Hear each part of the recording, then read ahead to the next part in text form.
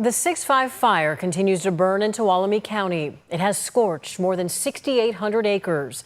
Evacuation orders are still in place for areas around Chinese camp, which suffered significant damage. The wildfire that swept through Tuolumne County this week did more than destroy homes. It took a piece of California history with it. ABC 10's Luke Clary shows us what was lost in Chinese camp. Caught in the path of the fire, a gold rush town that stood more than a century is now in ruins. Chinese Camp was once home to thousands of Chinese miners who settled in 1849 in search of opportunity. The gold rush, it attracted people from four corners of the world, and the Chinese is one of them. Historian Douglas Shaw says they were fleeing persecution.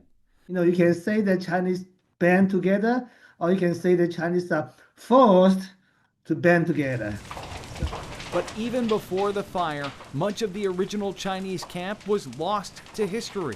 All the Chinese structures that were there are already gone. The only thing left from that period is probably the post office. Built in 1854, that post office was badly damaged. The elementary school survived with its iconic pagoda-style roof. It was built in tribute to the town's Chinese roots in the 1970s.